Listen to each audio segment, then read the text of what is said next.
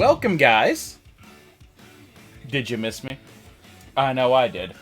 I missed getting a whole bunch of action figures and unboxing them for all of you lovely people out there. And I missed just getting waves in, because there was a period of several months where I had most of a wave, but not all of a wave, starting in January. I just got the last figure of that wave, like, 2 weeks ago. Before I got that figure, I got all of this wave. So let's get into this one. As you can tell from the title, today we are doing an unboxing for the Avengers Endgame. Specifically, this is going to be the armored Thanos wave that they just came out with not too long ago, right before Avengers Endgame dropped. So, we've got some fan favorites here. We've got some lesser knowns. But what I do know is we're going to have a little bit of fun today. We're going to have a little bit of fun. And because I know you guys have missed me as much as I've missed being here, bonus figure. But let's hop right into it, shall we? The first figure we're going to get into, and there's a reason why I used the Thanos quote that I did, of, I don't even know who you are. We've got a bunch of C and D listers today that I can't tell you that much about. We're going to start out with Citizen V. Now, Citizen V here, as you can see, we've got the front window pane casing here. And, of course, on the back, we've got our stylized art, our little blurb there, which is a huge spoiler letting us know that this is actually Baron Helmut Zemo. Spoiler, guys. Plus, of course, it shows us the rest of the wave. Now, you will notice there's 7 figures on here, but I'm only going to be reviewing 6. Now, there's a reason why. The 7 figures on the back, 6 of them have Build-A-Figure pieces. 1 of them doesn't. 1 of them is Quantum Suit Captain America. Now, if you guys can't tell, I'm a little bit of a Cap fan. Just a little bit. If I had a nickel for every Captain America shirt, shield, figure, belt buckle, this list goes on. If I had a nickel for everything Cap that I have, I wouldn't need to worry about how I'm going to pay for my next wave of Marvel Legends. I have a lot of Captain America. A lot of figures. A lot of just everything. So, we're not going to bother with that figure. Oh, but it's the new Quantum Suit. I don't care. They didn't wear the Quantum Suits for that long. It was a part of the movie. It's not something I want to remember. Sorry, guys. That's just me. I'm not going to be unboxing that figure. I'm telling you right off the bat now. However, we are going to be doing the rest of the wave. So, enough of me talking. Let's see what we've got. So, inside of our window pane casing here,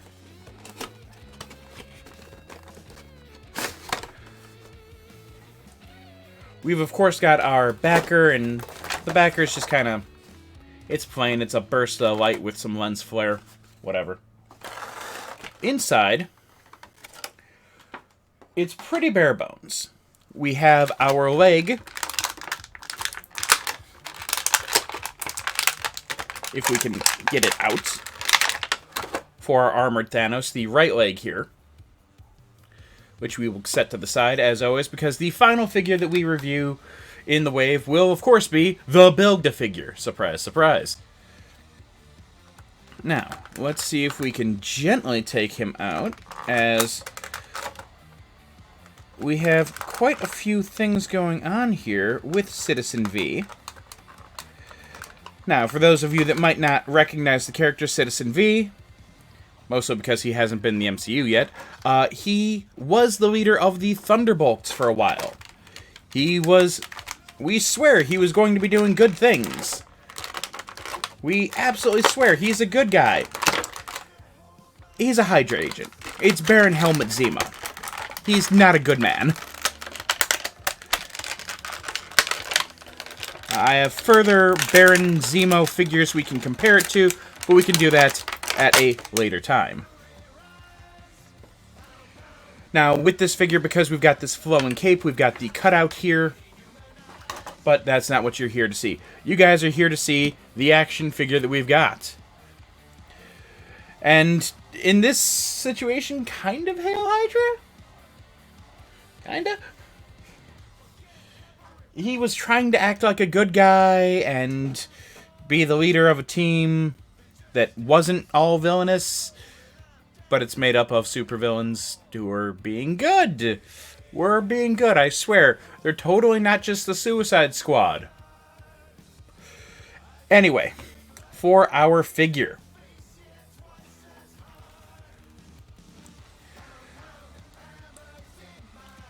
Yep, taking a quick look, we are using the Bucky Cap body once again. And the cape that we've got here, which is a very nice looking cape, attaches to a peg in the back. But yeah, it's pretty much going to be your standard Bucky Cap body. That being said, let's give a look at the articulation on this guy. So, for our articulation, we've got some decent shoulder movement out of him. Not a great amount. I'm actually going to take our sword here, put it right there. For our elbows, let's see if we can get him past that 90 degree. We're just barely. We are just barely getting past it. We're not getting that good crunch that we want. We're just getting that. We can do better than that, guys. We can get that crunch out of him. It's not bad, but it's not the best. And that's mostly due to the fact that we've got here, you can see along the lines here with our hand wrap, there is a bit of it that prevents him from going any further. That's why, if you noticed, I was bending his arm normally at first, and it wasn't going to go anywhere. I had to use a little bit of force to get his upper elbow there before I can get his forearm. I believe these hand wraps are just a reuse from the... I cannot think of the name. The Iron Fist Danny Rand figure that they did not too long ago. These look like the same hand wraps with just a different hand itself. For the other articulation here, since we're not getting the full range of articulation we want to get up, let's take a look at our wrists, which way are we going here? Alright, so we're going to be doing the in and out, which is a poor choice. The character comes with a sword. I really would have expected them to do a sword-type grip with the up and down movement instead of the in and out movement. He can't point a sword properly with this kind of movement, so it's alright, but it's not the ideal. For our head movement here, we're getting a good range of motion out of him looking down and looking up. Unsurprisingly, it's a Bucky Cap. You can look up pretty well with this mold. There's not a lot of flash behind his head getting in the way, and only the mask gets in the way of his face going downward, but he can still look down perfectly serviceably well. No butterfly shoulders, which is a problem with the Bucky Cap mold. I really wish that we had some, but we've got what we've got. We've, of course, got our ab crunch here, which can only go this far back. Ouch! He is barely getting more than just standing straight up. Look at that. That is as far back as he's going. Yow! And as far as coming in, that is actually some of the worst range of movement I have seen on a Bucky Cap mold. That is just painful. Covered up by his belts here, we've got... Do we not? We do. I was about to say, if we didn't even have waist articulation on this guy, ooh, that would have been harsh. Now, to be fair, this is the first and only figure we've ever gotten of Citizen V, and we haven't gotten that many Thunderbolts figures in general, so I'll take what I've got, but I'm not going to take him happily. For our hip articulation. That's as far as we're going. It's not bad, but it's not what we were expecting. We have, of course, got the thigh cuts here.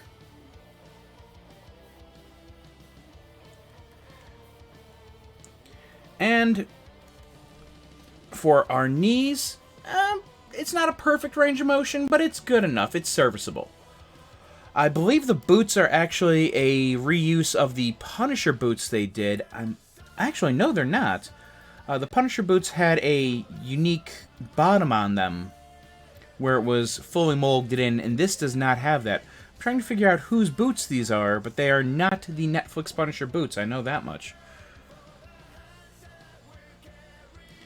But it does have a good range of motion from the knees. Of course, having these boots that are so clearly separate from the rest of the figure, we do, of course, have a boot cut, thankfully.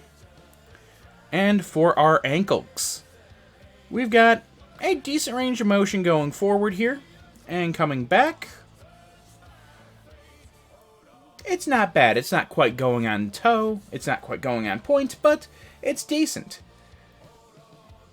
And of course, we've got these standard rocker ankles to give us some range of movement there. And of course, our final piece with our Citizen V figure is our saber, which with that loose hanging belt can actually be stored just like that if you want him to have his hands open for whatever reason. All in all, it's a solid figure, but I'm not going to tell you guys that it's great.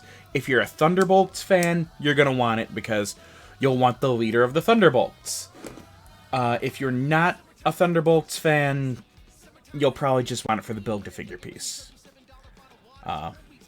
If you want it for both, then hey, awesome, you got a Thunderbolts piece or a Thunderbolts leader and a Build-A-Figure piece. Cool.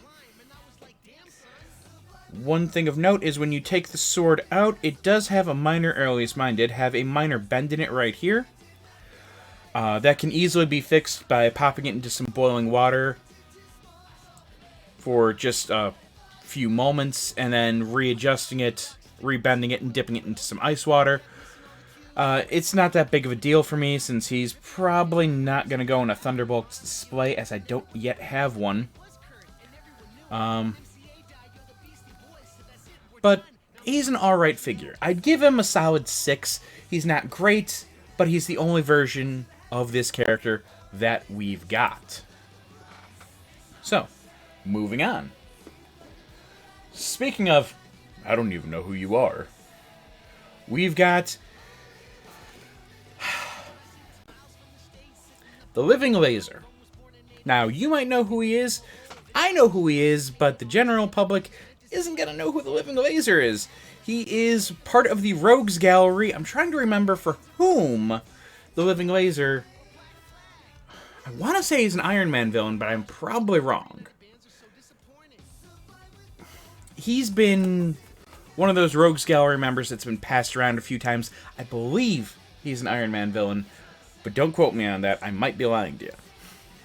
So, once again, we see that we've got the window pane packaging here. And on the back, we've got our stylized art, our blurb about Arthur Parks becoming the villainous Living Laser, and of course, just like the previous one, our series of figures for this wave. So,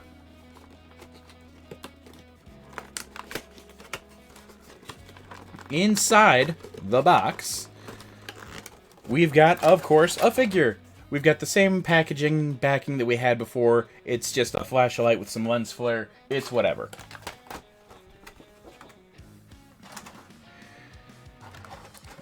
Now, inside the packaging, we have our armored Thanos torso. Now, this is a hefty little fella. It is not the biggest torso that we've had, but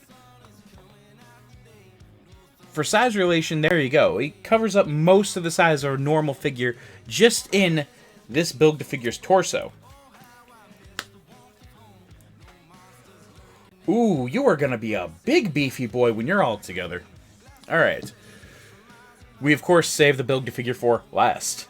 In the meantime, we've got a couple of effect pieces that come with the Living Laser here. But they're so white you can barely even see them against my background here. Now, for the actual figure himself, I'm actually very interested to see what they did with this figure.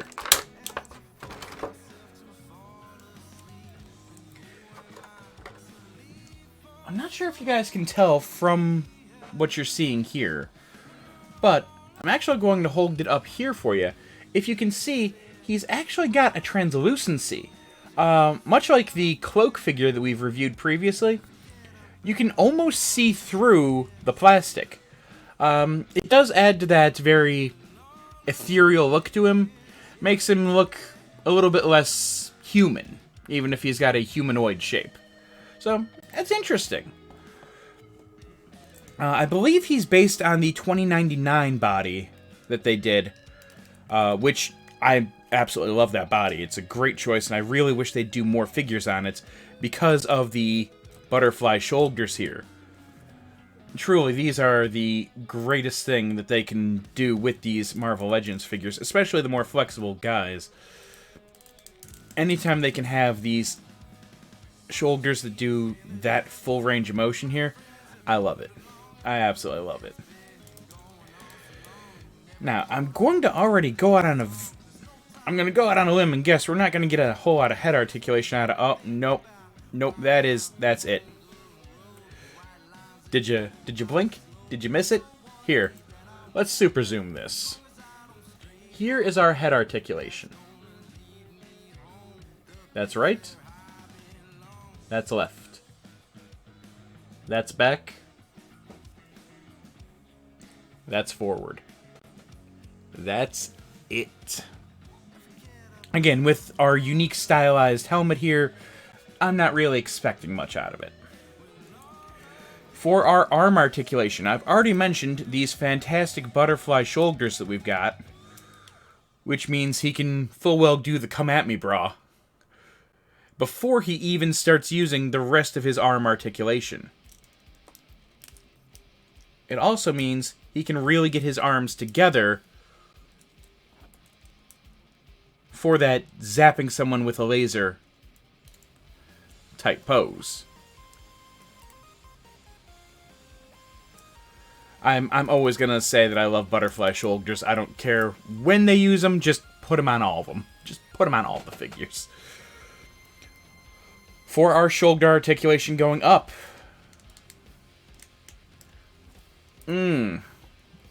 That's a little rough. It gets pretty tight right around there. I'm not going to try and go any further than that, as I don't want to break this brand new figure. So we're getting only to about T-pose 90 degrees. We've, of course, got our bicep swivel, as we did on the last one. I didn't even show that for Citizen V, and I'm so sorry about that. For our elbow articulation, wow. Really? That's it. That's unimpressive. Guys, we need him to have that good flex. He doesn't have any gloves getting in the way. We need that sweet flex out of his arms. We're barely getting this. This is not a sweet flex, guys. This can be improved. You can make him get that good flex. It can be done. It can be done, Hasbro. Another thing I'm actually noticing on this figure is if you're looking at the arm fins, these forearms are repurposed from the 2099 figure. I know we were using the 2099 body on him, but these arm fins are actually from the 2099 figure. That's a very unique and stylized choice, something that I don't recall the Living Laser having at any point in his run. Now, you'll notice that we don't have any alternate hands whatsoever for this figure. They didn't give us an open hand. They didn't give us... I'd have liked to have seen something like the Shocker... Or no, not the Shocker. Electro. With Electro's hands where he had the extended hands and the lightning shooting out from them. I'd have liked to have seen them do that as an alternate set of hands. Instead, we just got the effect pieces. They can just kind of slip over. They give you that feeling, but I don't know. It's not the ideal. It looks good for what it is. I really wish we had that outward shooting electricity hand, and I could have instead used these on, say, his legs. Because this would have made a much cooler looking figure, for me at least. I know it might not be the popular opinion, it might not be what other people think. I'd have preferred to have used these on his legs, and used the outstretched electricity hands for his hands, just to really kind of show off those powers. Show him being so formidable. And this is just so-so. For our hand articulation, we of course only have our in and out hand articulation here. We're not going to be getting the up and down, just the back and forth like this, not our up and down. Now for this character, the standard hand articulation seems fine. For Citizen V, I'm really disappointed they didn't use the other type of articulation that they have shown us they can do before with figures like Jane Foster's Thor. And actually even the Thor from the MCU 10-year anniversary version had that kind of up and down instead of the in and out. For our ab articulation, we are going fairly far back. Much further than Citizen V could, that's for darn sure. That's much further back than we could get previously. And that's actually a great deal of movement forward. I only wish that I could get his head to look up while he's bending this far forward. We, of course, have the waist joint, which will turn his legs one way and his waist another. For our hips, alright, it's a better range of motion than we saw previously with our Citizen V figure. It's not the best range of motion we've seen, but it's okay. We, of course, have our thigh cuts here. For our knees, we've got actually a pretty great range of motion. His calves here are a little bit muscular to make it so that he can't go all the way back. I'm very curious why they used these legs on this figure, as these calves are a little bit more muscular than I recall Living Laser having. You don't really need to lift, and you don't need to worry about skipping leg day when, yeah, you're made of just pure energy. Amazingly, he does have a boot cut, even though he's not wearing boots, because again, pure energy. For our feet articulation, we are going, if we can get him to move, a decent deal forward, and almost all the way on point going back. Of course, we do have our rocker ankles, which can go a great deal outward and a great deal inward. My final opinion on this figure, it's a serviceable figure. It is the only 6-inch Living Laser figure that I know of. So, I'm happy to have him in my Rogues Gallery of Villains. But I do think they could have done a much better job with him. And of course, for those of you that are curious, These effect pieces are reuse from the same effect pieces we saw in the Apocalypse Wave Storm. I believe the Apocalypse Wave Magneto also had the same ones in purple. Storms were in yellow, of course. They're okay. They add to the figure. If anything, when I'm displaying him, I'm not going to display him without these effect pieces, just because they really do add that little bit of extra. I really do wish they had the outstretched hands with the electricity coming out of them, so I could have used these on the legs, because his legs are very plain. The arms, we've got the detailing, even if it's just painted on, of the electricity going down them. The legs are just straight purple. That's all we're getting out of them. It's an alright figure. It's, like I said with the last one, 6 out of 10. Is it great? No. Is it serviceable? Yeah. Is it a action figure of a character that we don't have one of? Yeah. The last time we saw that Living Laser figure, he was in 3 3/4 inch, which if you're like me and you only collect 6-inch figures, you didn't care. For our next figure, we're really getting into the, I don't even know who you are, Nighthawk, not Darkhawk, Nighthawk. Different character. And yes, there is a Nighthawk and a Darkhawk, so they're completely different people. Though I've never seen them in the same room at the same time. Anyway, we've got our Nighthawk figure here. We've got, of course, our stylized art here of Kyle Richmond. And we've got, of course, the remainder of the wave. Now, it might surprise you guys to know that when he used to be a supervillain, he was alright on part of Squadron Supreme, or Squadron Sinister, not Supreme. But he eventually said, I'm not for the evil life, and became a defender. Yes, that kind of defender. Like Jessica Jones and Luke Cage.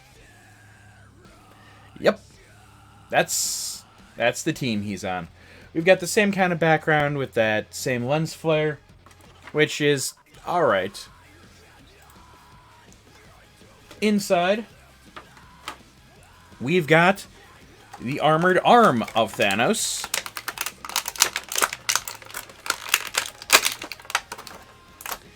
And that very cool double-bladed weapon that we've seen Thanos use. We saw little bits of this in the marketing for Infinity War, back when they thought this version of Thanos might have been in Infinity War. Now we know, nope, it is an Endgame only piece. He comes with the right arm of Thanos.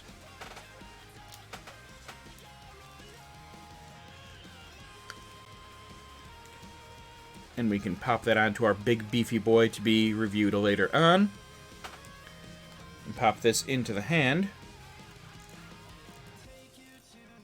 For, of course, our final figure review. He's going to be a fairly substantial figure.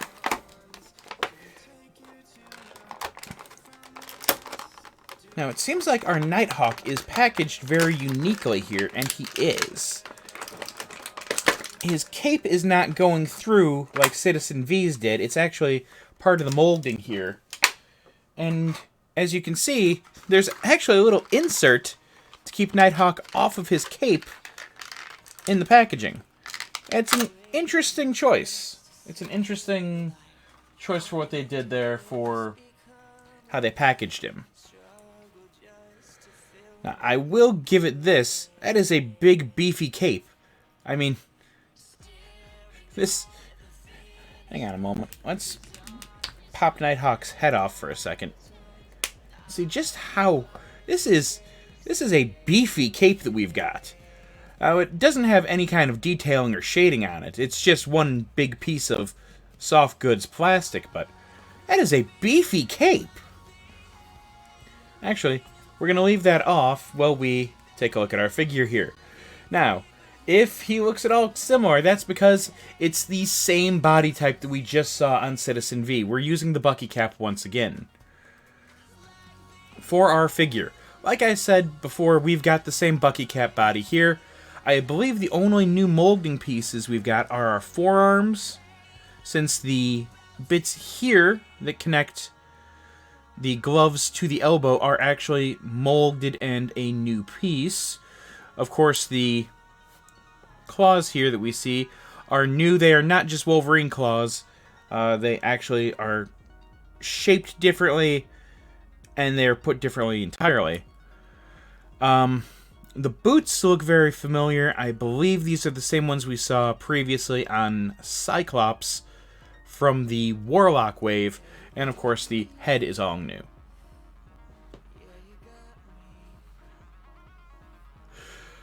So, for our articulation. Our neck articulation, he's going back just about as far as Citizen V did, and can look down a little bit further because he does not have that mask. For our shoulder articulation, I'm gonna guess we're not gonna get much better than we've seen. Oh, ooh. That is it. We're not even T-posing here. That is as far as our shoulders are going. We can't even T-pose with him. I think Citizen V had better range of motion. Yikes! We, of course, have our bicep swivels. For our elbow articulation,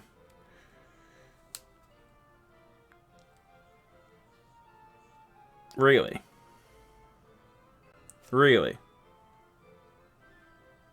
That's it. That's all that we're getting out of him. Like I said, guys, we need that good crunch here. This is not it. That's not the good crunch. That's barely 90 degrees. We can do better. We can get him to have that swole look. He's a defender. Come on, guys. Come on. Come on, Hasbro. Our hand articulation is, of course, once again, the in and out, and not the up and down. That kind of makes sense as he has claws on his hands. There's no alternate hands here. We're not seeing any kind of open hands. He just has his hands closed so he can just kind of claw at you. Honestly, that's probably how I'd be displaying him anyway, but still, it's nice to have options. For our ab crunch. That's it. Did you blink? Here, let's do it again. That's it. That is all of our backward ab crunch. That is zero flexibility. You gotta work on that, my man. And that is our forward ab crunch. It's better than Citizen V's, but it's not nearly as good as Living Lasers. And since we're supposed to be a somewhat acrobatic hero here, he needs better than this. We, of course, have the waist swivel. For our hip articulation.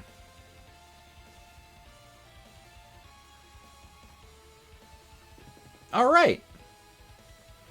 That's about what we had out of Elizabeth. I can't speak today. Out of Living Laser. The articulation. Alliteration. Will kill ya on that. It's about what we had from Living Laser. It's a little bit better than we had from Citizen V. It's alright. Again, it's not the best for an acrobatic type character, but it's okay. We, of course, have our thigh cuts here. And our knee articulation is as good or better. I believe it's actually a little bit better than it was for a Living Laser. And that's with him having these nice massive boots and not just having really swole calves. Speaking of the boots, as we said before with Citizen V, we've got a boot cut. Because if you've got boots this obviously separate and you don't have a boot cut, you gotta wonder why. For our feet articulation, is it just me or are his feet like really tiny compared to the rest of his body? Like, homeboy here has some very tiny feet. I actually need to show a comparison of this.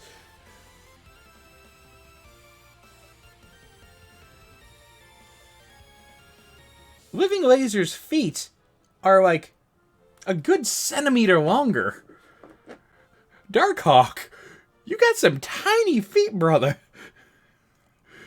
That's as far forward as we're going. We've got the molding here on the boot, which makes it so that you can't get it too far forward. Going back, we can almost get him on point, which is alright. And of course, for the rocker ankles, which should be standard at this point, we've got some decent articulation in and out. As I said previously with the past two figures, it's alright. Is it perfect? No. Is it the only figure we've got of Darkhawk in a 6-inch variety? Yes. Should he have better? Yes. I full well believe this should have been done on the 2099 body. For the flexibility the character has. But here we are. Either that or we could just make a new body. How about that, Hasbro? How about that, Hasbro? We could just decide to make a new body instead of using the same old one 100 times over. I'd give it a solid... I know I've been giving out a lot of 6s today, but that's because they've been very mediocre. Darkhawk isn't all that I want him to be. I want a little bit better figure, especially if I'm going to throw him in with a Defender's display. I'm not going to put him in with a Sinister Squadron, because I don't have a Sinister Squadron display. I do have a Defender's display, and he can easily get melded in with the rest of my Defenders. My Lukes, my Iron Fists, my Misties, my Jessicas.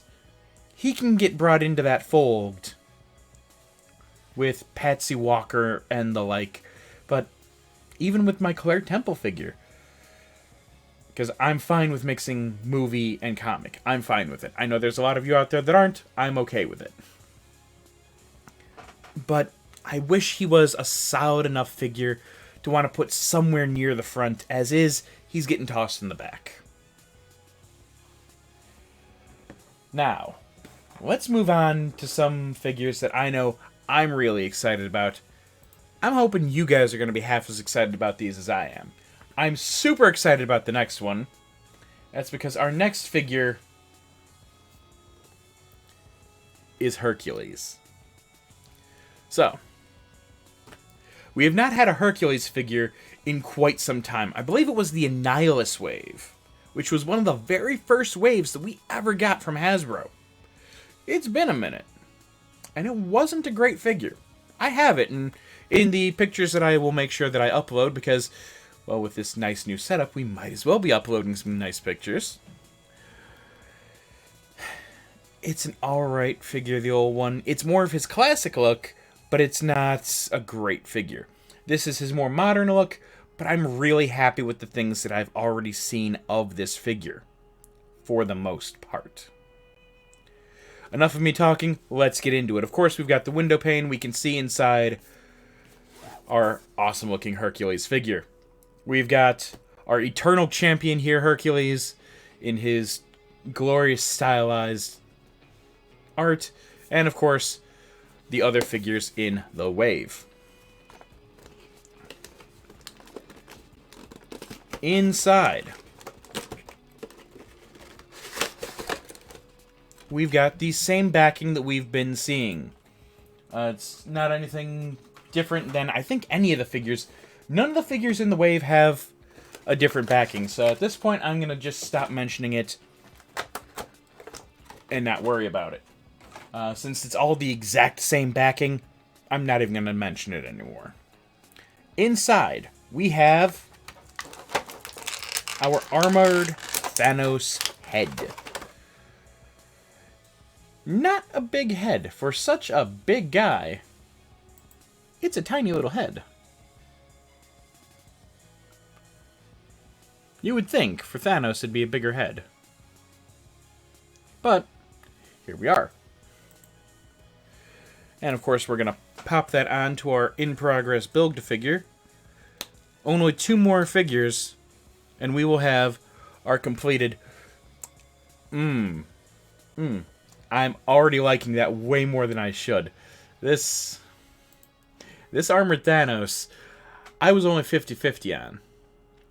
I'm liking it a lot more than I should, just from aesthetics alone. I can't wait to show you guys. Other things we have inside of our packaging. We have Hercules' mace.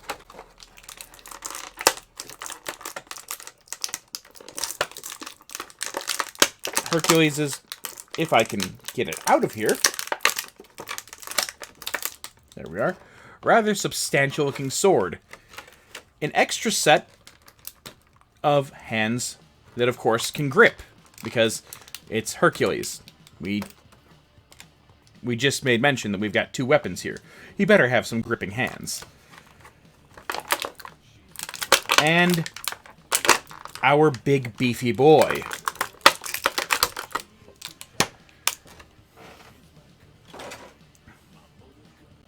Who's apparently very strong. He was holding himself up there. I like this figure a lot. He is a big beefy boy. He has a great weight to him. He's heavy. I love the things they've done with this. I'm not sure if it's an all new mold or if this is based on the Hyperion mold, but he is beefy. He's a beefcake in at least 3 different senses. And that's not even mentioning the man bun. Now, something of note with this figure is he does have twin back holsters. So, if you want to, you can actually display your Hercules figure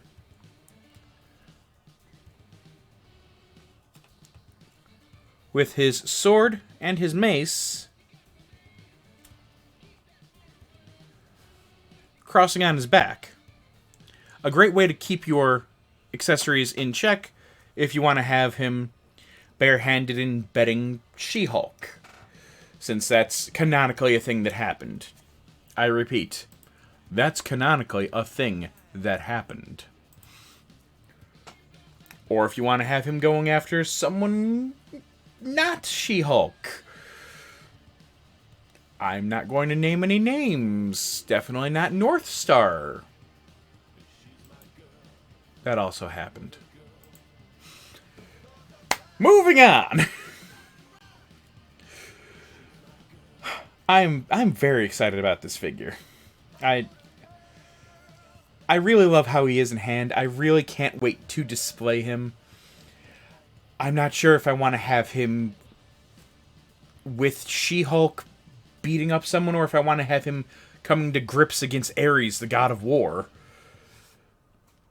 Or if I want to throw in a Kratos figure and really just change up the mix, since that's something that happened in the God of War games. He fought Hercules. Enough of me getting on and on about this. Let's review our figure. For our backward head articulation. Wow! Wow! That is the furthest back we've seen today. I'm actually going to take out these accessories so that you guys can get a better view. Especially since we're going to be using them later on in the gripping hands. Look at that! That is the best neck articulation we've seen today. At least going backwards. Looking down, he's not quite as good as the other figures we've seen today, but he's decent enough. For our shoulder articulation. Oof. Oof. That's as far as we're going up with those. He's not getting any further up, but look at these things. Look. Look at the size of these shoulders. Look at the size of these. They made these beefy, beefy shoulders. I know I'm using the word beefy a lot, but I mean, just the sheer size of this figure. He is a big, beefy boy. And he is going to look awesome in my display. I could not be happier. He's... You know, I had my suspected favorites of this wave. I thought Hercules was going to be good. I didn't think he was going to be this good. If I thought he was going to be nearly this good, I'd have put him after the other two. Since there's only 2 more figures in this wave. But I figured I'd like the other 2 better. Only because they're MCU figures, and one of them is a character I really like. The other one's a character I really need to finish a team. These shoulders, these lats on this fella are fantastic. Whew. For our elbow articulation, I'm not expecting anything out of this, because look at that bicep. He's putting me to shame. You know, it's better than I expected. It's about what we got out of the others, but, man, I almost don't feel right flexing next to him. I mean, that is the flex of a big beefy boy. For our hand articulation, I'm not gonna lie, that is the one point where I'm actually disappointed in this figure. Is both these hands and his gripping hands are the in and out articulation instead of the up and down. He has a sword, people. Let's pop this guy off.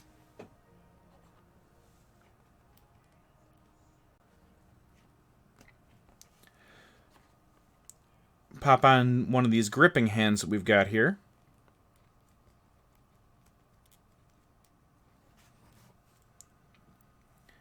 Yeah, see, even with his gripping hands, they're the in and out grip.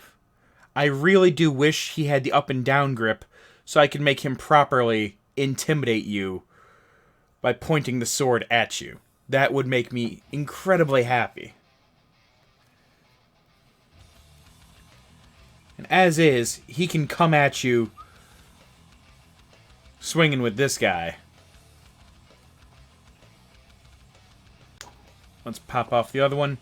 Since we've got one grip hand on, we might as well see what they both look like. Let's see what he looks like while he's fully strapped.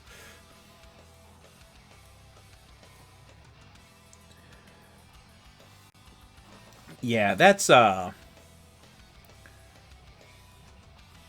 come at me pose.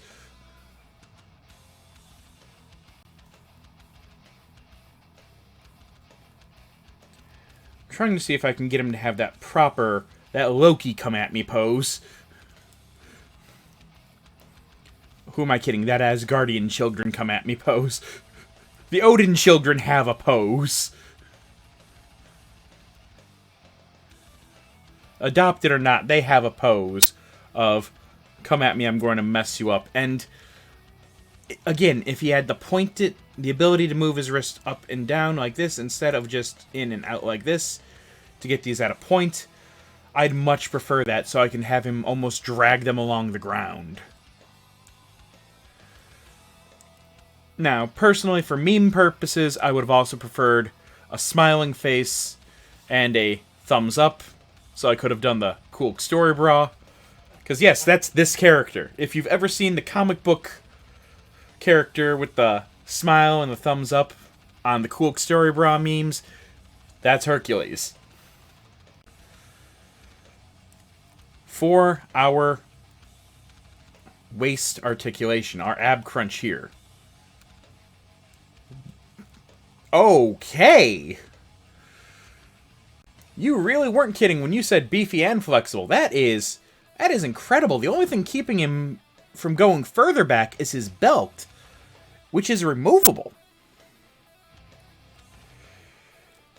As a note, the chest hair is only painted on. It is not sculpted on. Actually, with this camera, you can't even see it that well. Let's see if we can get a better... Yeah, that's a slightly better view here of our painted on chest hair. Now, it is not sculpted on chest hair. We have seen sculpted on chest hair before but that's usually reserved for Logan, as he's a very, very hairy Canadian man. Now, we do have a waist cut here. It's a little bit tough to do with his belts on, but you can indeed turn him. Once again, this is removable. You just got to kind of shimmy him out of it. I believe there's actually, yes, there's actually a point right here where it comes apart at the bottom. You just got to kind of shimmy him out from the... Actually...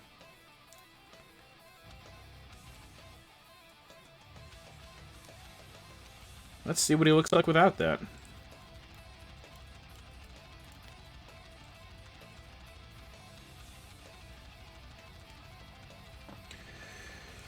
Alright, so it's a painted on chest and stomach hair. So we know. There we are. And, as I theorized, ouch! He can get to a painful degree backwards. And a wonderful degree forwards. He is a very flexible, big, beefy boy.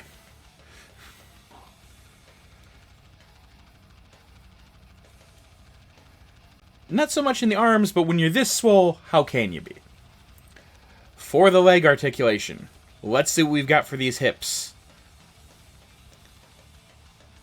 Wow. Wasn't expecting that. That's better articulation than we've... He has been the best articulated figure we've seen in this wave thus far. Beating out the Living Laser. Beating out Nighthawk. And beating out Citizen V for flexibility. He might not have it in these lats, because he's just too much of a big beefy boy. But he's got it everywhere else. The arms, look at his arms. Look at him. Are you expecting those arms to be flexible? I'm not. I'm expecting them to be strong. We of course have a thigh cut here for our double jointed knees. Where are we going with this? It's just not hitting it. It's barely getting over 90 degrees. It's a great deal because of the molding here on his calves for these pants. It's a good amount, but it's not all the flexibility I would prefer. Now, unless I'm mistaken, yes, he does have a boot cut. Additionally, final thing we've got is, of course, our feet articulation. He's got a decent degree going forward, but the boots that he's got on are limiting his foot articulation forward. Going back, he can get on point. That's actually impressive. His rocker ankles, as we can see, can go pretty extraordinarily far, both in and out. Even with the molding on the bottoms of his boots here, he can go above the molding. That's really impressive.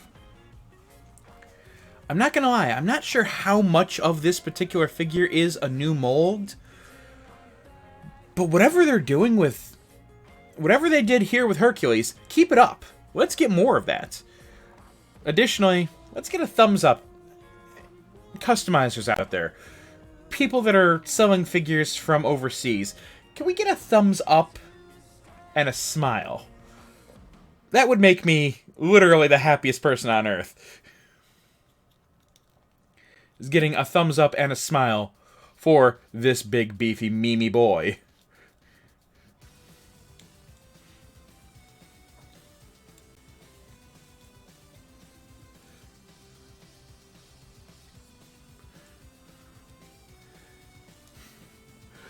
Alright. Oh, and here I am going on putting it on wrong. Forgetting that the straps go on either side of his head.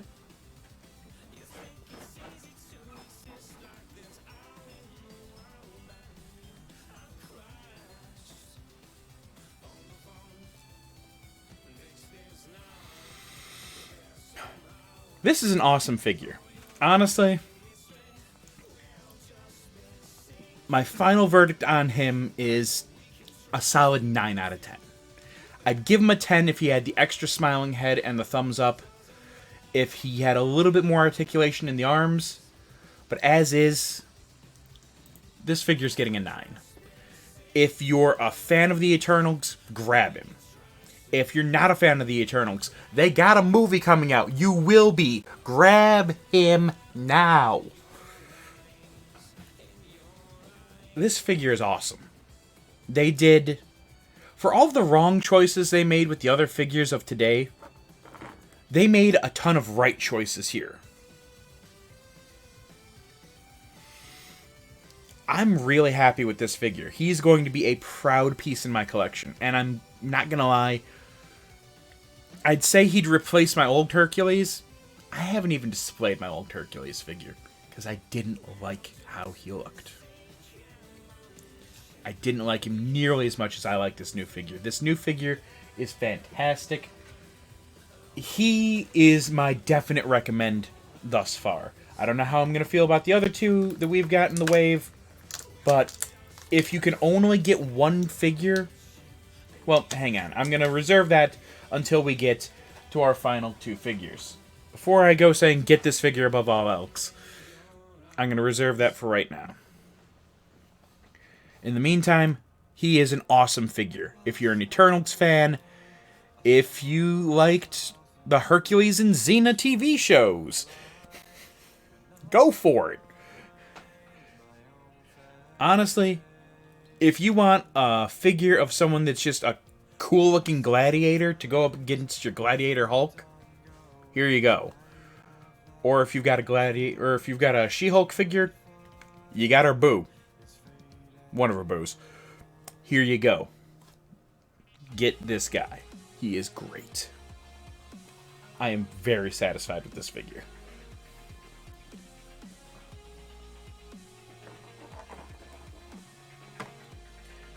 Next up on the docket. This is the Endgame wave, so I think we should get some Endgame figures, wouldn't you? I would think so. So, you heard the man, Squidward. Earth's closed. That's right. For our next figure on the docket, we've got Ebony Maw, the telekinetic member of the Black Order. Thanos' team of thugs that he uses to absolutely destroy Earth. And, of course, he's the person that's threatening the Wizards, we'll say, where Tony gets embarrassed in front of the Wizards in Avengers Infinity War. Dude, you're embarrassing me in front of the Wizards. I'm not spoiling anything. So, let's get into it.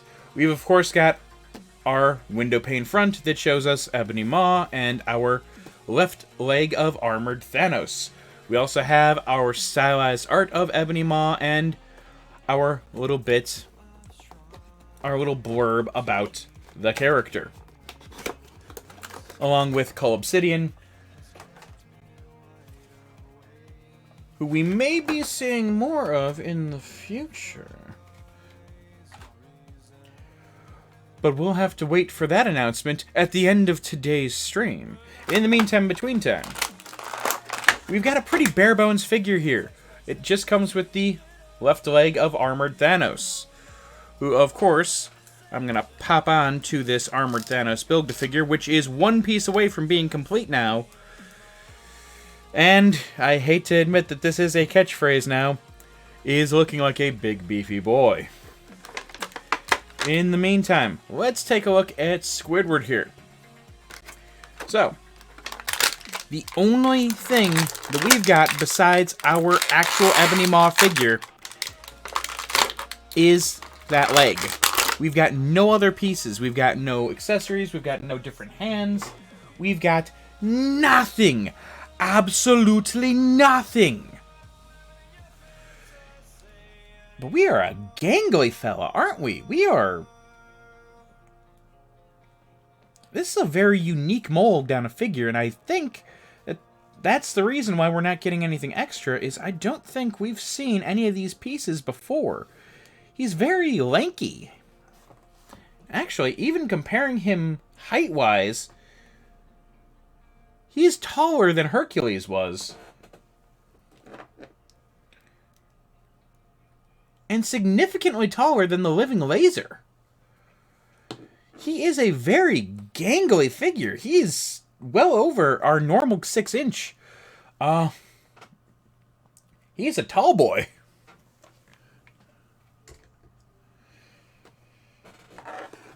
We got ourselves a tall boy here. All right. So, for the articulation on our tall boy. Actually, before we even get into it, this is such a unique sculpt. I want you guys to take a look at this. The sculpt on the back of his head is so unique. And the sculpt for the front of his head is unique. Oh, come on now. You had it. You had it there for a second, camera. Is it helping if I hide my face? Nope. So that you can focus on what is definitely a face here? No, no, no. No, it's not. There's very unique sculpting on the back of his head for what looks to be hair. I never even noticed that in the movie, much less here as a figure. So that's a great detail. For our neck articulation. What? Okay, okay. I'm going to pop off this head real quick, because it seems... Yeah, it was a little bit locked up before. For our neck joint. It's a very tight joint. Of course, that can be cured with a little bit on a hairdryer, but still. That's actually as far back as we're going with our neck articulation. He's not really looking up to anything, but with his character, you'd expect him to look down on you more than you'd expect him to look up anyway. He's not looking up with hope, he's looking down on everyone beneath him. I think most of that's due to the sculpting on the back of the head here. For our shoulder articulation.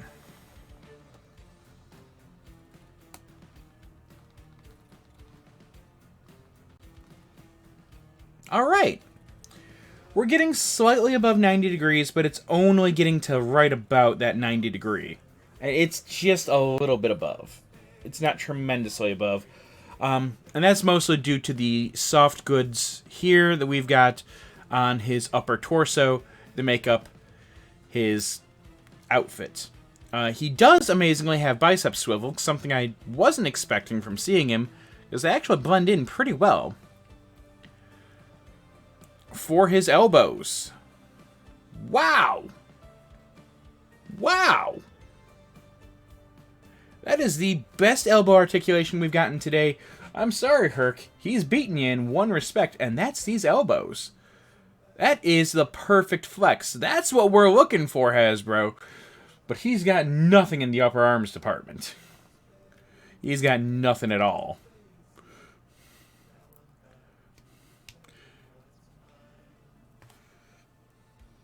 He also does not have anything as far as a mid-forearm articulation. He, of course, does have the wrist articulation, and it goes in and out, as one would expect.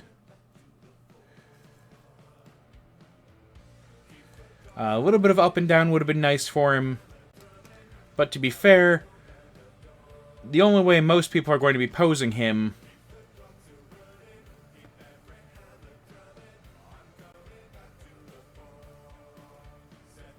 is as such. Using his telekinetic powers, lifting people up with his mind. That's how I'm personally going to pose him. I would suggest most people do the exact same, because yeah, that's what he's most known for doing. I will say, now, getting my hands on this figure, I realize why Tony had made mention in Infinity War of the controls for the ship being meant for a big guy. He is actually a very big guy. Maybe it's just because he's always beside Cull Obsidian that I've never been able to tell that before. Now, for our waist articulation, you'll notice we don't have an ab crunch. We just have an ab swivel. So we can do a slight swivel from side to side, but as far as the back and forth goes, he still has better backward articulation than Citizen V. You heard me. With just a swivel, he has better articulation going backward than Citizen V. What are we doing about that, Hasbro? And going forward, he's got some articulation. He's not great, but he's got some. So, we don't have a waist cut here, but we do have hip articulation, which, if it wasn't for our piece of soft goods here, he'd actually be able to go even further than this. It's only the soft goods right here at his actual hips that's keeping him from going further. Wow. That's the best leg art. He beats out Hercules. I was about to call him Thor. He beats out Hercules in the leg articulation department. And that's saying something. We, of course, have the thigh cuts here, which are actually very smooth thigh cuts. For our double-jointed knees. That's... wow. That's actually really great articulation. It goes all the way back. Wow. I would not have expected that. That is fantastic articulation for the knees on this not very flexible telekinetic character.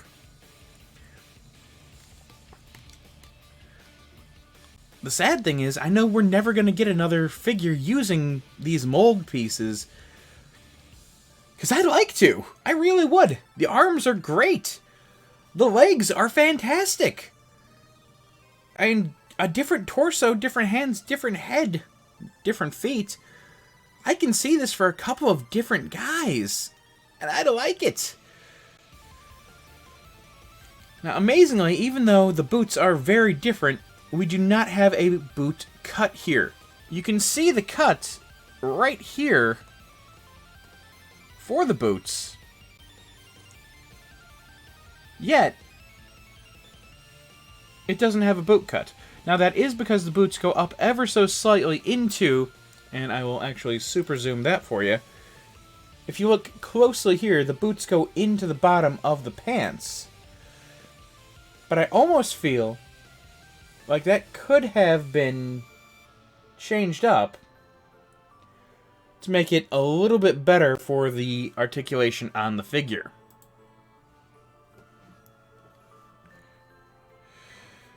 Now, for his feet. Are we getting any forward articulation? Barely anything forward. Backward, of course, we've got perfect backward articulation so that he can be floating along. He does have rocker ankles, but they're a little bit tight and they're a little bit hard to use. They're alright, though. They're alright. Honestly,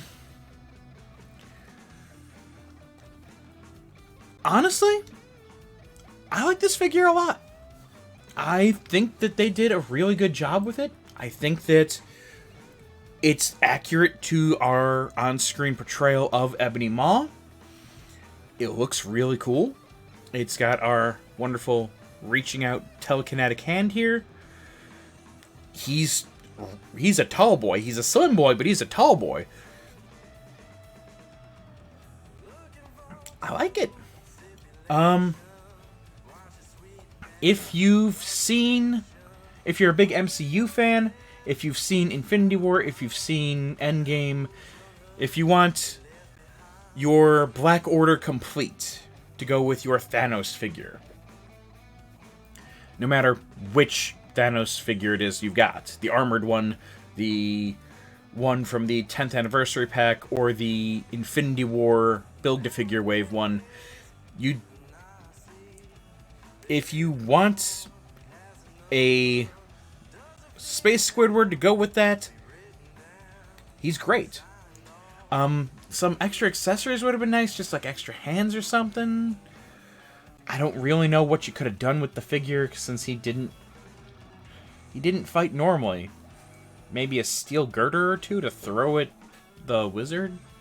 Something? That's my only major complaint, is I wish he had more accessories. Beyond that, with the articulation, with the likeness, with just how smooth the figure is, I'm going to give him an 8. I'm not quite going to give him a 9. He's not going to get what Hercules got. He's good. He's really good. But he's not as well accessorized. Moving on. We have one more figure in this wave before we get to our Build-A-Figure. And then we've got a bonus figure unboxing at the end. So, without further ado, our final figure in this wave is Ronin. Now, minor spoiler alert with Ronin. Ronin appears in Avengers Endgame. Unsurprisingly, since he's an MCU figure, and we haven't seen him in anything else. So, I will try and not say who it is under the mask, but I'm going to guess everyone here has at least seen a trailer, and they know it's Hawkeye. It's Clint Barton. I'm not even going to try. It's Clint Barton. So, on the front, our window pane, we see our Ronin figure with all of his beautiful accessories. Additionally, we see our back here with our stylized art for Clint, and it even says on here, if you try and read it, Clint Barton. Well, there you go. It straight up tells you who it is. And of course, all of the other figures in the wave, which this is the last one that we will be reviewing. Now, as I said at the beginning, there is one other figure to this wave, but I will not be reviewing him today. I won't be reviewing him at all, in fact. It is the Quantum Suit version of Captain America from Avengers Endgame. He does not come with a Build-A-Figure piece. He's a very general body. Actually, you can find the exact same body on the Target exclusive 2-pack of Hawkeye and, cannot think of her name, Black Widow, which comes with 3 extra heads, one for Nebula to use on the Quantum Suit body for Black Widow, and 2 to use on the Quantum Suit body for Hawkeye, being Ant-Man and Iron Man. So, without further ado, let's begin. So, inside the box, we've got our final Build-A-Figure piece for the Thanos Endgame figure. Now, I will admit, I'm actually a little bit upset with them for this piece.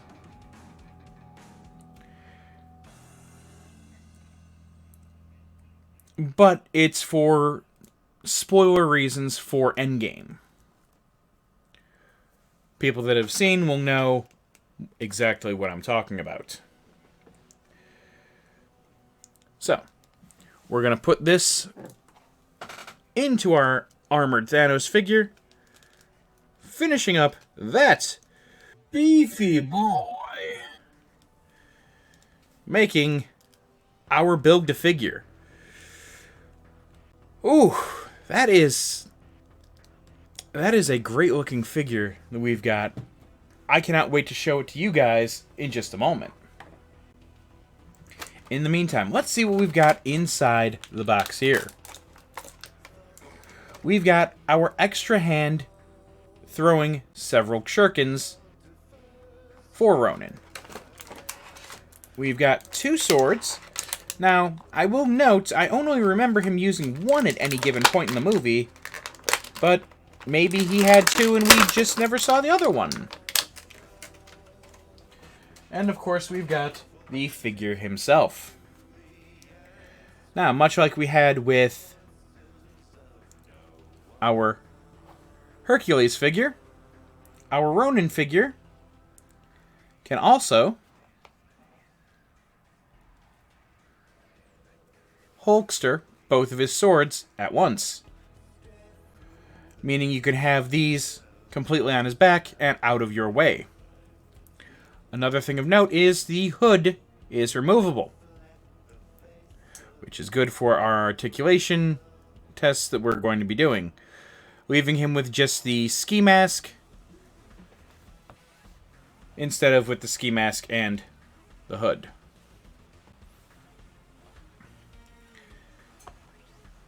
Now, only because I'm curious, I'm going to pop off this hand here. And we're going to toss on our shuriken hand. Now, I will say I've been loving that Hasbro's been doing this as of late. It's something they weren't doing for the longest time, and they only began doing recently, where they're adding in these effect pieces like this. In this case, we've got the shurikens getting thrown out of Ronin's hand, much like we've previously had Bullseye throwing out several throwing knives. We've had a effect piece of Captain America throwing his shield. They're doing a lot more of these effect pieces, and I do very much appreciate them. I do wish that there were a way to take off these shurikens without cutting into the figure. As is, there are several customizers out there that have shown that it is very much possible to cut between the fingers to cut off the plastic here, to carefully cut the plastic off of the shurikens, and to make it so that he can hold them between his fingers on this open hand, or even if you cut apart the fingers along here, to make it so he can hold them in between his closed fist, like this. These are options. Personally, I wouldn't do it unless I could get my hands on a second Ronin figure, and seeing as how he is the second most sought after figure, following right after Ebony Maw and just before Hercules in the wave, I'm not doing that until I can get at the very least, an extra hand. The other big thing I've seen people do is cut along here on the coat, as his coat is removable at the waist joint here. And actually, for our articulation test purposes, it would be best if we were to remove that. If we can get off. I've seen it get off. Of course, can we get off is the big question. As these softens cooperate when they feel like it. And I feel like it's fair for us to try and judge his articulation with this big heavy softness coat on. Especially, when he's sculpted underneath here. His whole underneath is actually brand new sculpt. I didn't even see that he has waist articulation, specifically at French, until I started doing this. That's a little bit crazy. And that is not going to come off underneath his arm. I'll see if I can do that in Photoshop together on. That's taking up more than enough time today. Just trying to get that's going to take a little bit of work on my part. So instead we'll just put that back together. And look at what we've been given. So, for our neck articulation, because of this overcoat, that's all that we're getting looking up. Looking down, we've got a decent amount of downward neck articulation. It's not fantastic, but it is decent. For our shoulder articulation,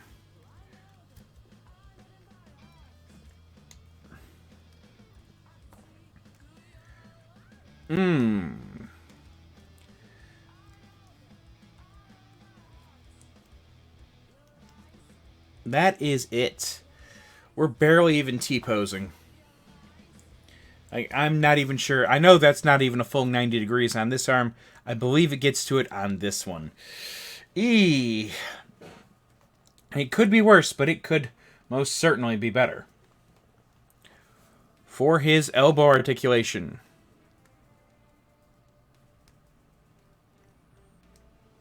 we're not quite getting that same amount of flexibility that we had with Ebony Maw, but it is about standard from what we've seen today. That's not saying that's a good thing. It's not. After all, as we've said, we want this flex. We don't want this weak flex. We want that good flex. We want that good crunch. We're not getting it from you. I'm sorry, Ronan. We're just not. We once again have the in and out articulation for the hands that can grip the swords. And the question is still, why? Why? We've seen that Hasbro has done the up and down articulation, and we have not one, but two swords here. Two. Both of which would really highly benefit from the ability to go up and down with the wrists. Instead, we get none of that. You can do better here, Hasbro. And I'm counting on you to do better. I'm counting on it.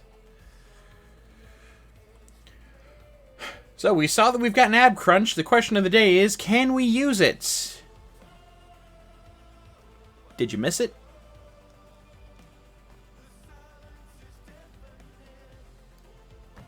That's it. That is all of the ab crunch that we have with this figure without doing severe modifications. Now, I have seen people cut right above the belt here on the coat to make it so that it's two different pieces, as there are two places, both here and here, where the coat attaches, to make it two separate pieces to give him a greater range of movement. Once again, if I got a second coat, just like if I got a second hand, I will happily do it. In the meantime, this is all I've got, and I'm not going to start cutting up my figures anytime soon.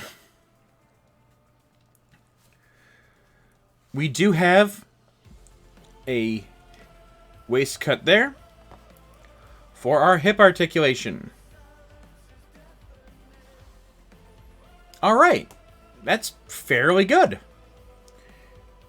I'm not sure if it's the same as Hercules or if it's almost as good as Ebony Maw's, but it is pretty decent hip articulation. We, of course, also have the thigh cuts for our double jointed knees. He can go almost all the way back. That's actually fairly impressive.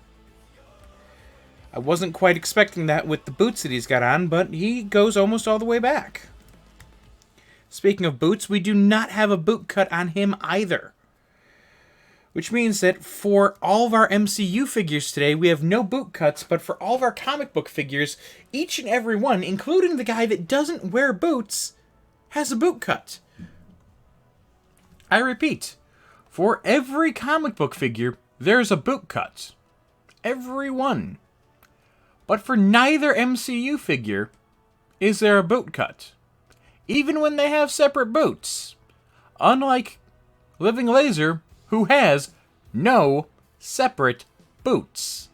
And still has a cut. Just saying. We do, however, have the rocker ankles, which go in a fairly decent degree and out, again, a fairly decent degree. We also have a decent amount of forward ankle articulation, and he can go on point. If anything, that's what makes me upset about this figure. He can go on point. He's got great leg articulation here. I can see this figure being posed in a more ninja-like pose. Jumping out of the shadows, tossing, shrinking as he comes, reaching back. On his back to grab a sword. I can see this being posed, none of the fighters. Let's slip this back on. After all, when I take off the coat. It's actually going to make it easier to slip on and off. Alright, and there's multiple pits on this. A very interesting choice. That's a very interesting design choice. I'm not saying we're not good at that, it's just a very interesting design choice.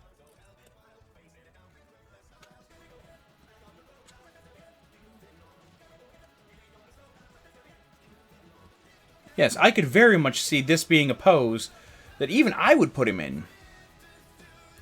Something of him leaping out of the shadows, throwing those shurikens. If he had a little bit more ability to use his waist articulation, this could be even better for this exact, very ninja-like pose. I'm a big fan of Ronin from the comics, no matter who's Ronin at the time. I liked it when Echo was Ronin. I liked it when Daredevil was Ronin. I liked it when Clint was Ronin. If you're a fan of the character, I recommend it. If you're a fan of Avengers Endgame, I recommend it. If you find a whole mess of them for cheap and you just want some basic ninjas to be fighting Wolverine, go for it. If you find a couple of them and they're cheap, I recommend doing some mods. Specifically, the mod for this hand, taking off the shuriken to make it so that he can hold them in his normal hands, opening up the normal hands so that he can put them between his fingers, cutting the coat just above the belt here to make it two separate pieces. I've seen all of these done. I'm personally not going to be doing them, but it is a solid enough action figure that I will say it's a recommended. It's not a recommended just for the piece of the armored Thanos, but it's a recommended if you're a fan of the movie, if you're a fan of the character, or if you're just a fan of ninjas. In the meantime, we've been talking about him. We've been assembling him. So, let's take a look at our final big beefy boy of the day. Our Build-A-Figure for Armored Thanos. Now, he might not look that big and beefy here. Here is Living Laser. He is your normal size figure. He is significantly taller. He's significantly taller than Hercules. He is even taller than our tall boy Ebony Maw. Not by much, but he is indeed taller.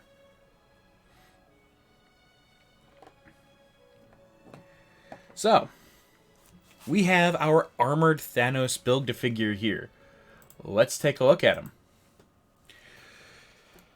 So, as we've mentioned, he's a fairly beefy boy. Now, something I don't like, this lower arm piece on his left arm is a complete part reuse from the Avengers Infinity War version of Thanos.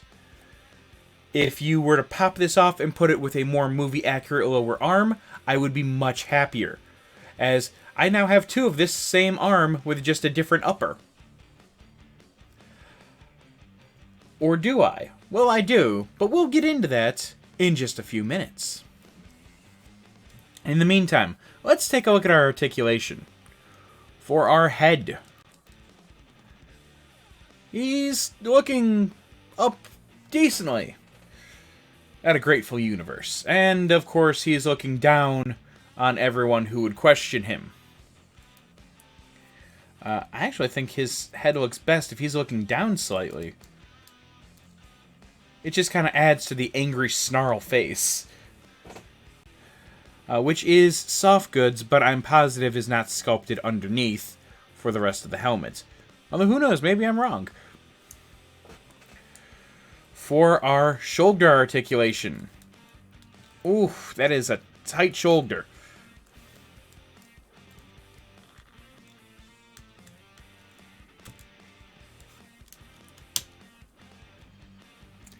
And it actually popped out of the shoulder of the Build-A-Figure because that is such a tight fit with that extra armor he's got. But he can get to 90 degrees. We can get him to T-pose. Now, we do not have double-jointed elbows on this figure, but only single-jointed, and that's it. That's our elbow articulation. You're looking at it. Now, if you want him to break his elbow and come back the other way, he's got you there. He's got you to a disturbing degree. But if you're looking for him to wield his double-bladed sword here, that's as far as he's going. We're not getting it out of him. We're getting 90 degrees here. That's it. We want that flex, Thanos. Come on now. There's so many themes of thick Thanos. Thicknos, if you will. Show him that you're the thick boy. Give him that good bend. Flex up, flex around. People have made all kinds of memes, a lot of thirst memes for Thanos. You gotta do better than that, buddy.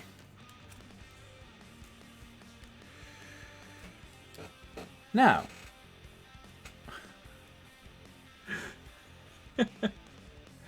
you guys won't believe me when I tell you this.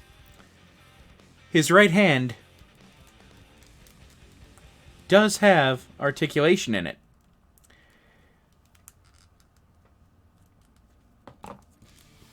Of course, I can't get it with that sword in his hand, ironically enough. It's the up and down. That up and down articulation I've been going on and on about all day long. He's got. Thanos, in a new mold, has that up and down articulation so that, yes, he can intimidate you by putting his hand forward like you're supposed to with a sword. And that's where you're going to get more range of motion out of him, is from his hand than from his actual elbow.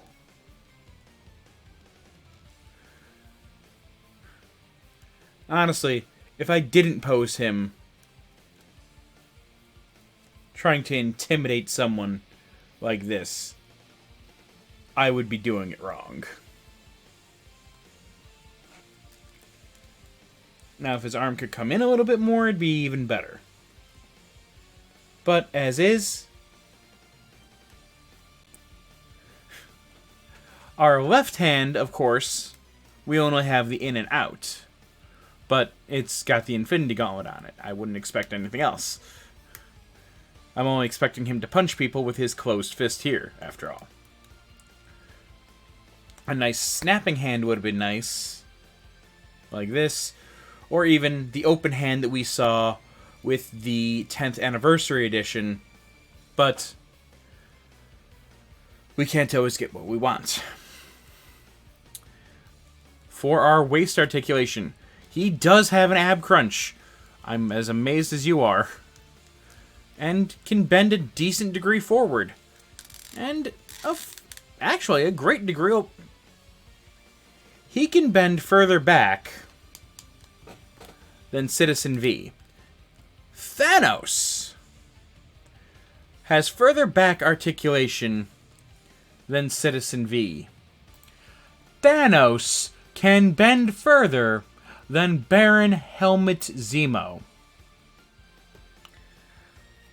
Moving on. We do not have a waist cut on him. I'm trying to see if we've got one under the soft goods, but it appears as though we do not.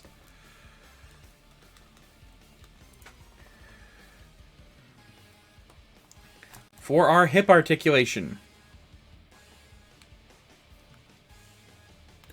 I don't even have words. I don't even have words.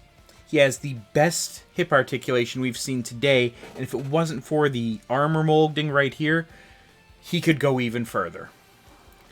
He has better hip articulation than Ronin, than Ebony Maw, and than Hercules. Better than Nighthawk, better than Living Laser, and better than Helmut Zemo, Citizen V, and he's coated in armor. I don't even have words. We also, of course, have the thigh cuts here. The double jointed knees can actually go back. I am dumbfounded. Dumbfounded is the only word I can think of. His knee articulation is better than Nighthawk's. He has these big, thick calves, these big, thick thighs, and he's got better articulation than Nighthawk with his tiny little feet. Not even right. Speaking of comic book versus MCU, we once again have no boot cut on this figure. None. But we do have some ankle articulation. That is it going forward. Did you blink and miss it? Here. That's it back to normal.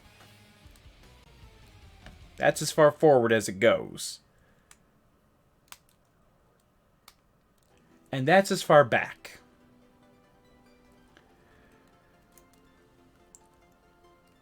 He does not have rocker ankles. I can tell you from trying to rock them at all, he does not have rocker ankles whatsoever.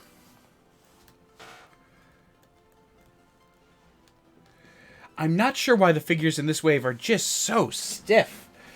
That's actually been the major complaint from people of Ronin, is that he is an incredibly stiff figure.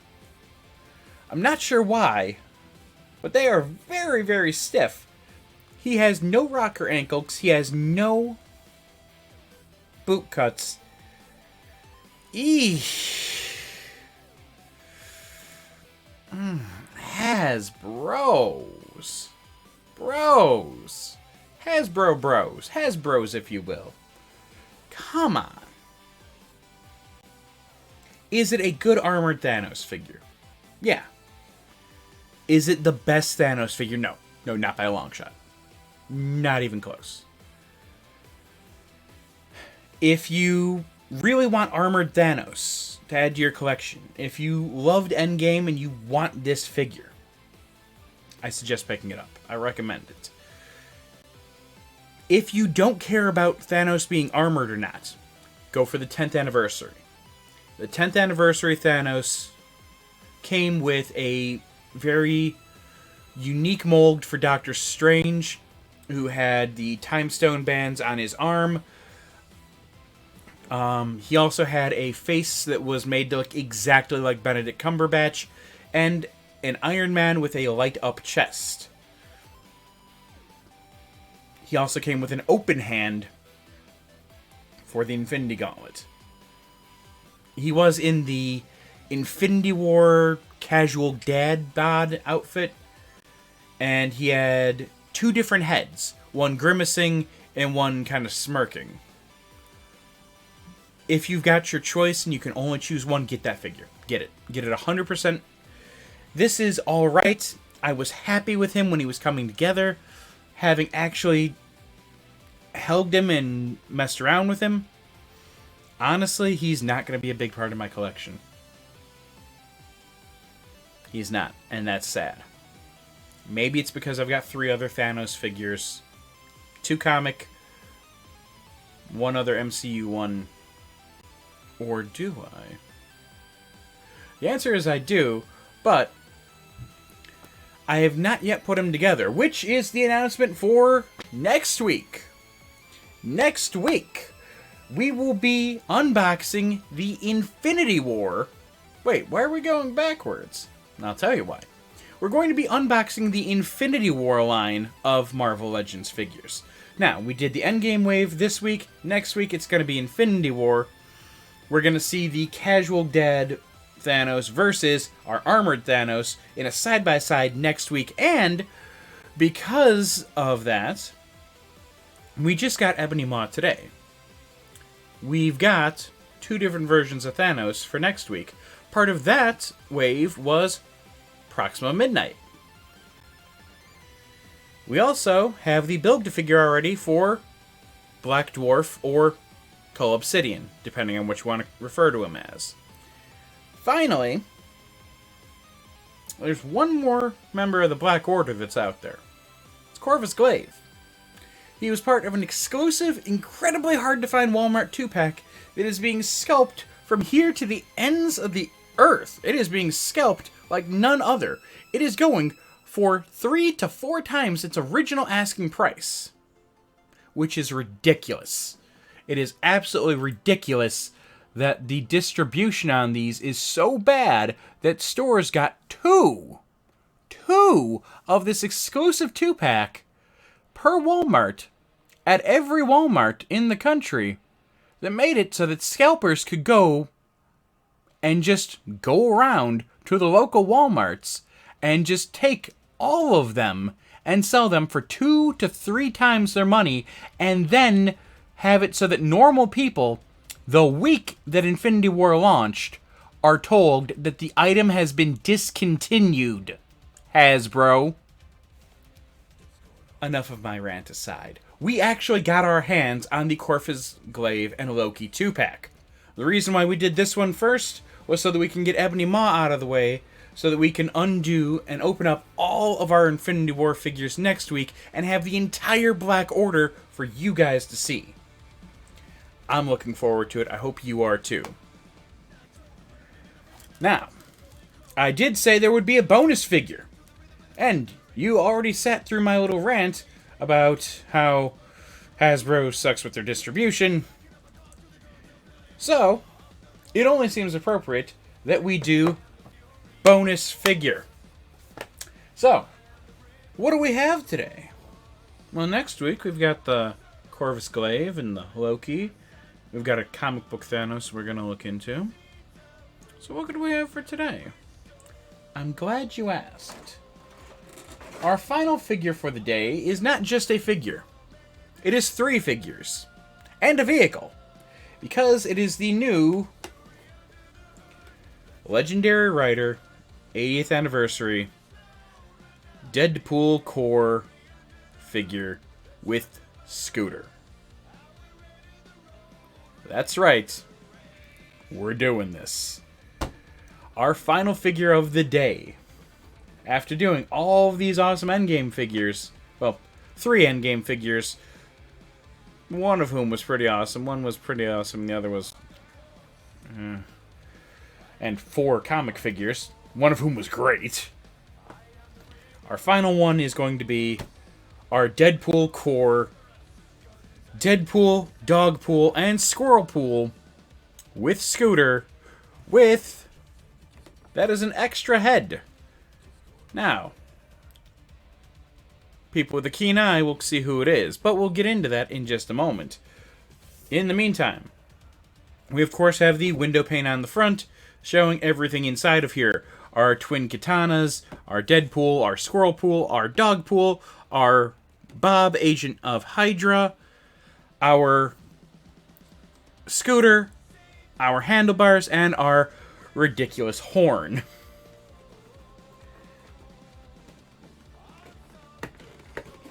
So, let's open this guy up and see what he looks like inside. Of course, the back of this has the blurb up here. It has Deadpool riding on the scooter with everyone in tow, and all of the different little features of our Deadpool core scooter set.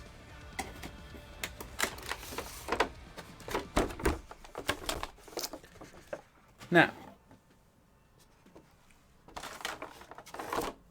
let me double check our box because we are missing something right now. The backing there, there it is. The backing just says Deadpool core. It's on a weird background that kind of looks like his skin, if we're being honest with ourselves. There we are. So, the thing we were missing was our sticker sheet. Because yes, it's Deadpool, so yes, there's a sticker sheet. So that you guys can see what all of the stickers say, here they are.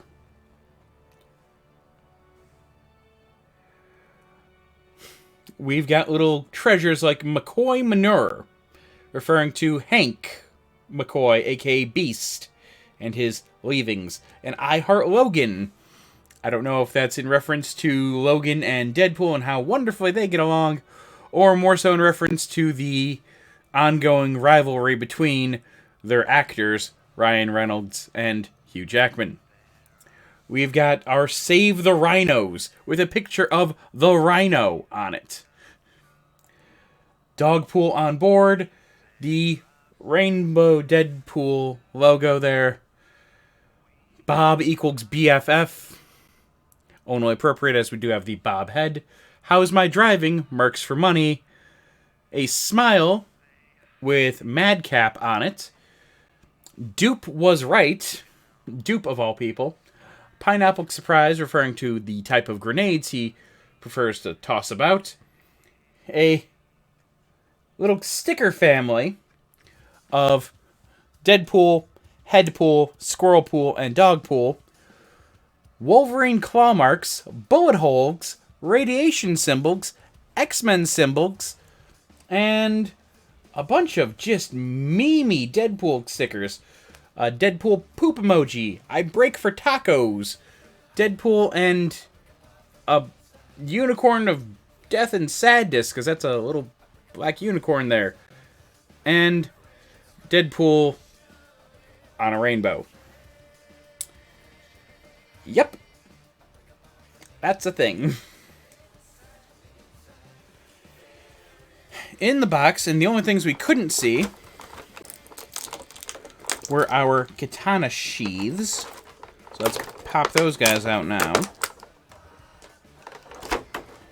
Our twin katanas.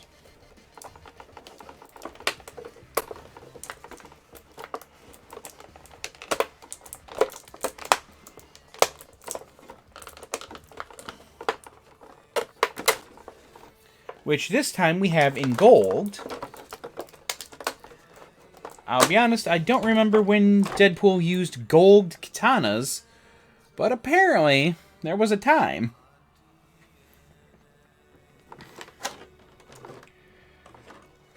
We can pop these guys into their respective sheaths.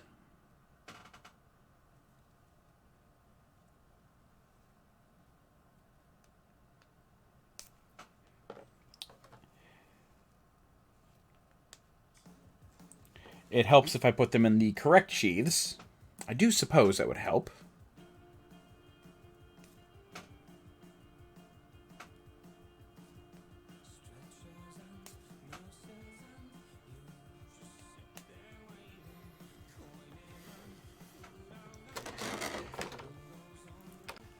We also have our bike horn because Deadpool. I thought these were handlebars. I was wrong. These are mirrors. Our Bob Agent of Hydra head, which I'd be lying to you if I didn't tell you, the main reason that I bought this set was for this head right here. That's right. My main purpose for buying this set was for a smiling Hydra Agent head, only because I have Hydra Agent figures that are now rather difficult to come by, but none of them smile. So I couldn't put any of them with Deadpool, or Squirrelpool, or Dogpool here. Dogpool, it seems, is actually secured in with a plastic band here. So, for you at home, when you go to open up this figure, make sure that you've got something like scissors on hand.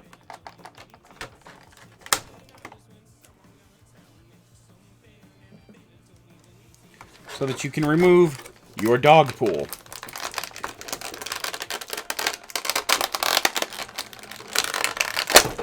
Who I did not previously know was actually articulated. It's not much, but he is articulated in 2 spots. Your Deadpool branded Vespa motor scooter.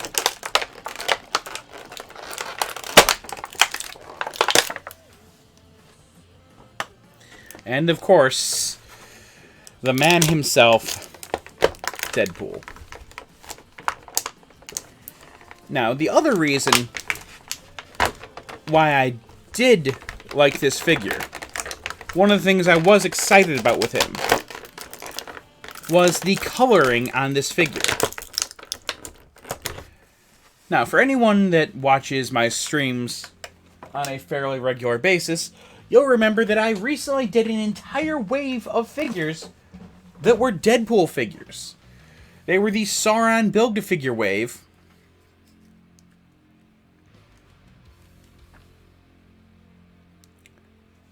But they were all Deadpool-themed figures. Now, 2 of those figures were Deadpool himself. One of them in his underwear, one of them not in his underwear, kicking Madcap as the box. Now, a thing to note is that all of these figures had different heads. I attempted to put them onto other Deadpool bodies I had and found out that the heads were not compatible with the other Deadpools. Or with the other Deadpool. Actually, with the other Deadpools, because I tried it on multiples.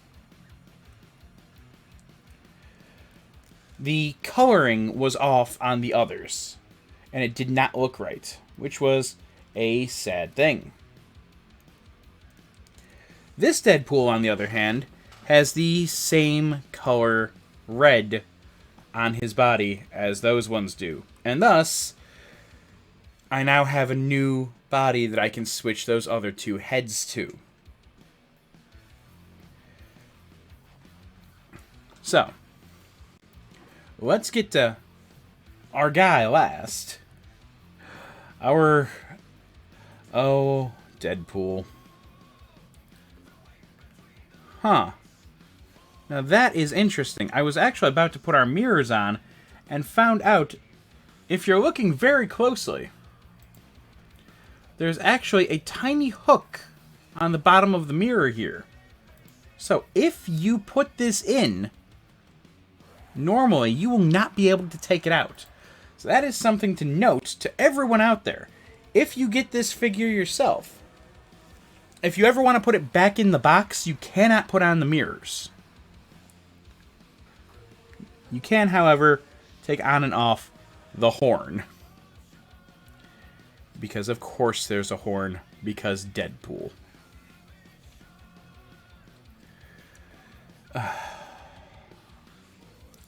I do love how they even molded a Deadpool symbol for the front of this, but it's not as though we're going to get anyone else being packed with a scooter.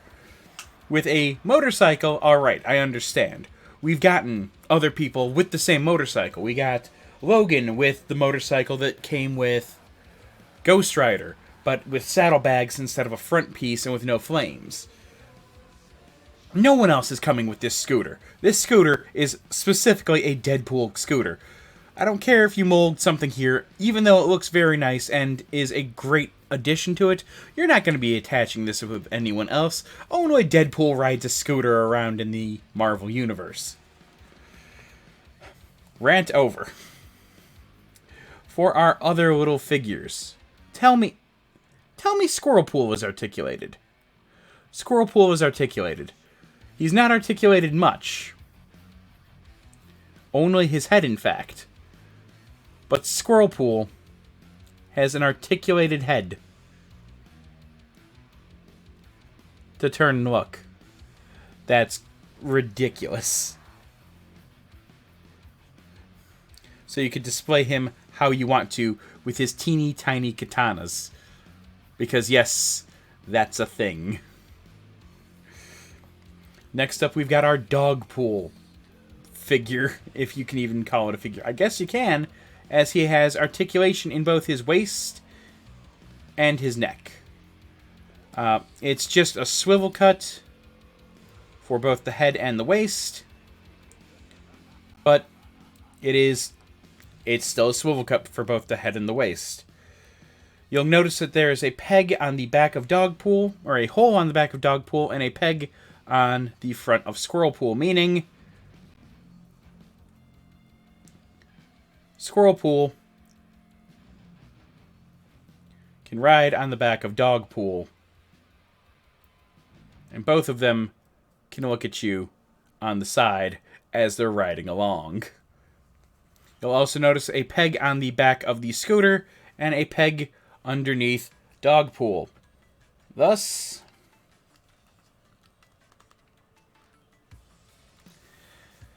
there you are. There you have it. Dogpool and Squirrelpool riding on the Deadpool Corps official scooter. This is a thing.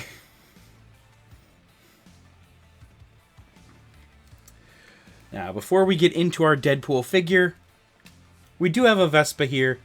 Let's review this guy. It has free spinning front and rear wheels. It has a kickstand in the middle here. It doesn't have any shocks, although the wheel here does come up slightly.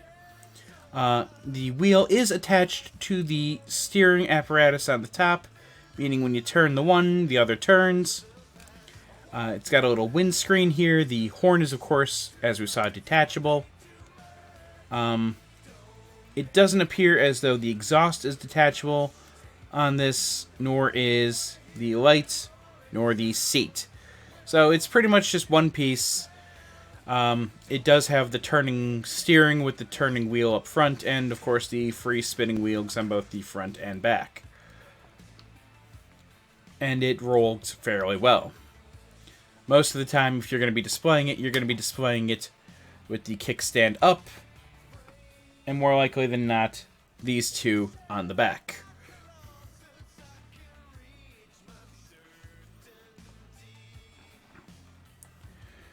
Finally, we've got our man of the hour, Deadpool, who I thought only had the two katanas, but it appears also has a golden boot knife. They did not give him any guns with this figure, although they did give him a trigger finger.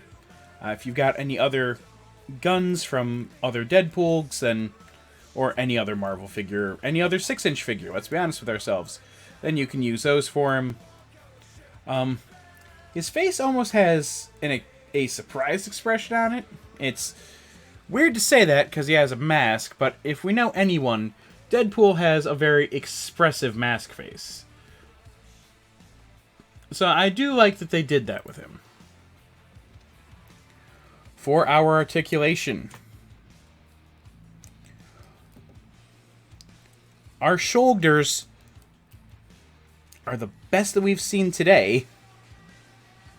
Even with, ooh, that is a bad little bit of molding there from how he was displayed inside of the box. His elbow is loose and it is warped. Now, as has been mentioned before, a little bit of hot water to make the mold or the plastic more malleable, and then molding it and dumping it into cold water will fix that, but still not something you want to see right out of the box. As was said, he does get better than 90 degrees on the shoulders, since I skipped over the head for one reason or another.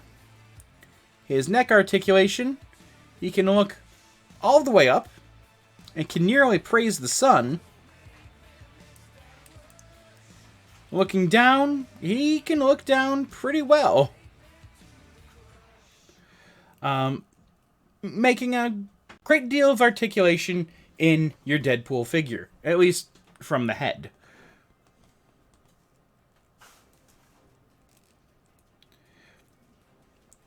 For our arm articulation, we've of course got our bicep swivel, and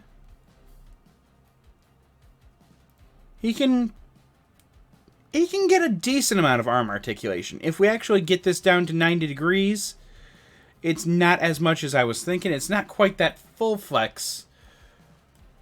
He's not quite giving us the full flex that we want, but he's giving us a flex. He's giving us a decent flex. It could definitely be better, but it could also be far, far worse.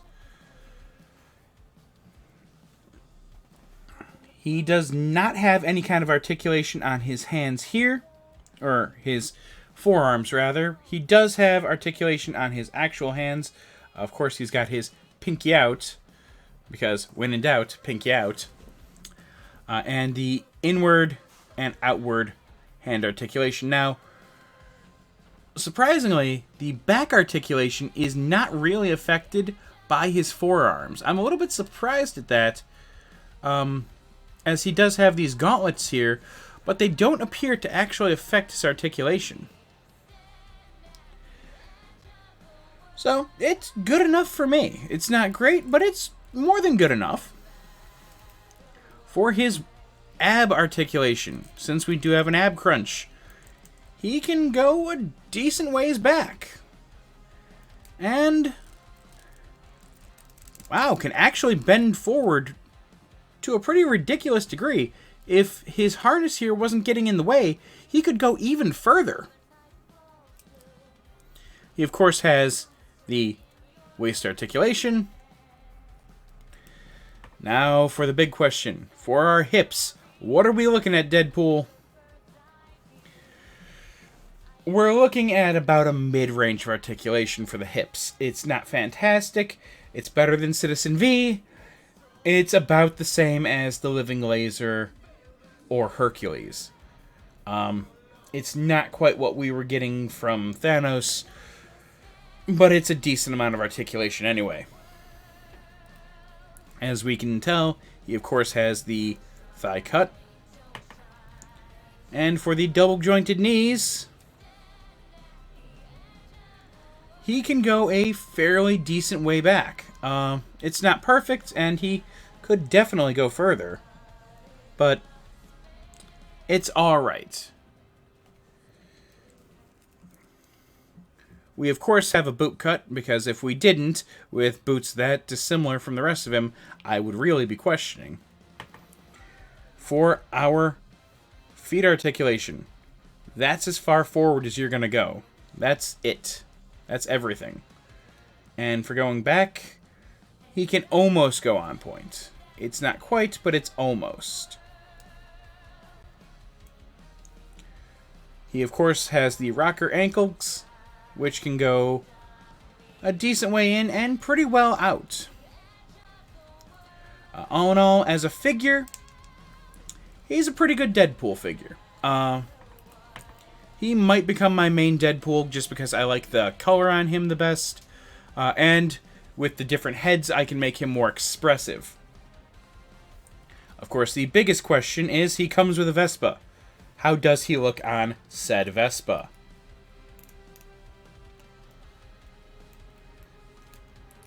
Because it's a scooter and it's manly, to quote the man himself.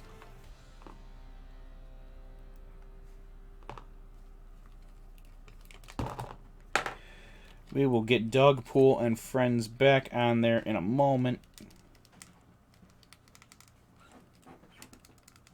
as we actually have 2 pegs for our feet to go in. To get him on here proper.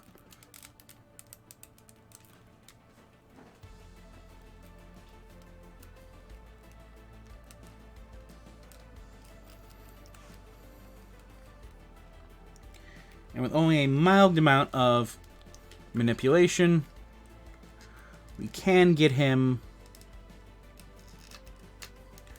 to hold on to the handlebars on his Vespa.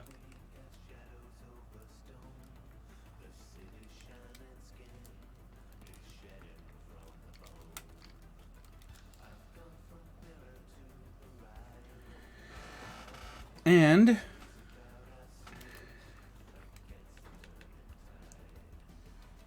can get Dogpool and Squirrelpool on behind him.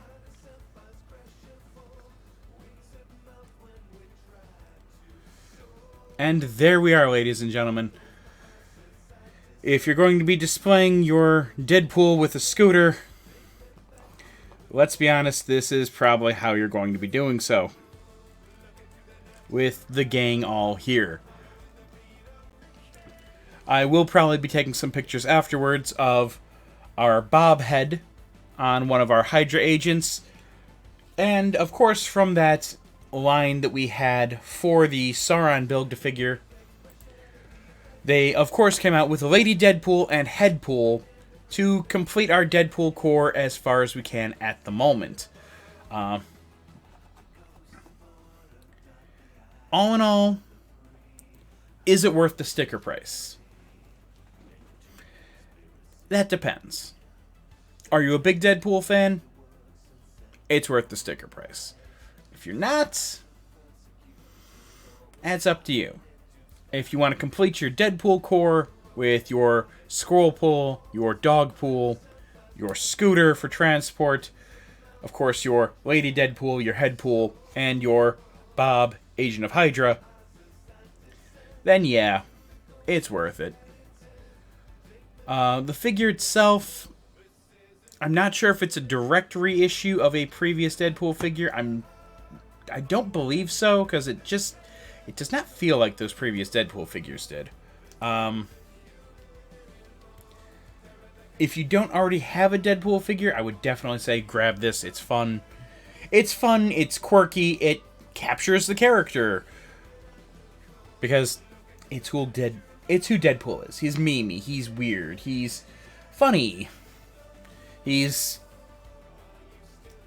riding around with a dog and a squirrel on a scooter with a floating zombie head and a girl tagging along somewhere.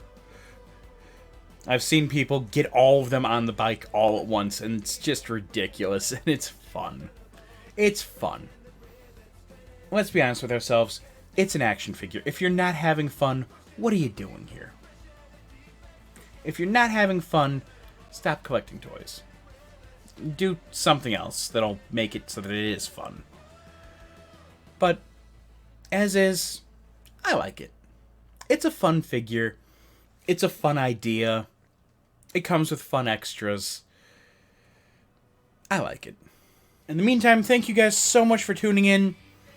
Once again, next week we've got the Marvel Legends Infinity War unboxing with our full Black Order, with the Corvus Glaive and Loki 2-pack, and the Walmart exclusive comic book Thanos figure that they did. The week after, the week after I am going to be here, we've got the Kingpin wave of Marvel Legends, the Spider-Man Kingpin wave, so that should be a ton of fun. And then I'm going to be off for 2 weeks due to some personal stuff. I'm going to be out of town, I'm not going to lie to you. Then a month... Nope, it's more than a month now. A month and a week from today, we will be doing the Caliban wave. That's right, it's the latest X-Men wave of Marvel Legends, the Caliban Build-A-Figure. We also have 2 bonus figures for that one, the Mystique Marvel Legends exclusive to Walgreens, and the Professor Charles Xavier in his hover chair. I'm super excited for that one, but you'll see why we're doing that one after we do the Spidey wave. Thank you so much again, everybody. Have a great day. Keep it nerdy, guys.